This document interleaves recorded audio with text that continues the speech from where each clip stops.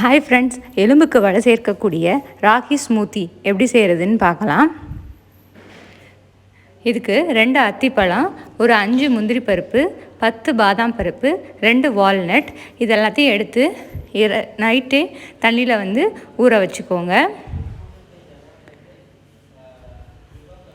இந்த மாதிரி நல்லா ஊறிருக்கணும். நைட்டே இந்த மாதிரி தண்ணியில் ஊற வச்சுக்கோங்க.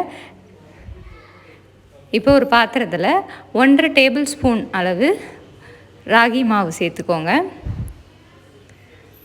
1.5 டேபிள் ஸ்பூனுக்கு 1 கப் அளவு தண்ணி ஊற்றிக்கோங்க. இப்போ அடுப்பை ஆன் பண்ணாமல் நல்லா கட்டி இல்லாமல் ஃபஸ்ட்டு கரைச்சிக்கோங்க. இப்போ அடுப்பை ஆன் பண்ணிவிட்டு மீடியம் ஃப்ளேமில் வச்சு நல்லா ராகி வெந்து வர வரைக்கும் கிண்டிக்கோங்க. இந்த மாதிரி நல்லா ராகி கெட்டியாக வெந்து வரணும்.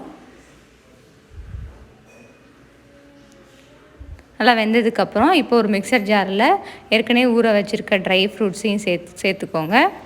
அதை ஃபஸ்ட்டு நல்லா அதோட 5 பேரிச்சம்பழம் இது எல்லாத்தையும் சேர்த்து நல்லா கரன்னு அரைச்சிக்கோங்க. நல்லா அரைச்சதுக்கப்புறம் இப்போ வேக வச்சுருக்க ராகியை சேர்த்து 1 கப் பால் சேர்த்து நல்லா அரைச்சிக்கோங்க. இப்போ சுவையான ராகி ஸ்மூதி ரெடி.